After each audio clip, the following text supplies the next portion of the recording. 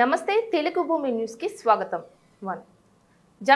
కరీంనగర్ జిల్లా జమ్మికుంట పట్టణంలో మంగళవారం వారసంతలో మళ్లీ రోడ్లపైకి కూరగాయల అమ్మకదారులు రావడంతో ట్రాఫిక్ సమస్య మళ్లీ మొదలైంది.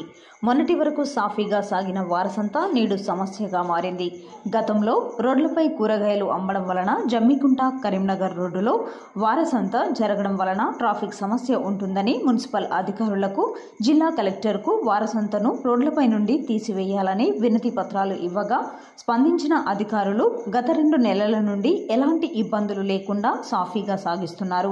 కానీ మళ్లీ మంగళవారం రోజున ట్రాఫిక్ సమస్య తలెత్తడంతో మున్సిపల్ అధికారులు సరిగా పట్టించుకోకపోవడంతోనే మళ్లీ రోడ్లపైకి వచ్చారని, జమ్మికుంట పట్టణ ప్రజలు ఈ సమస్యను వెంటనే అధికారులు స్పందించి మళ్లీ తలెత్తకుండా చేయాలని అధికారులను కోరుతున్నారు.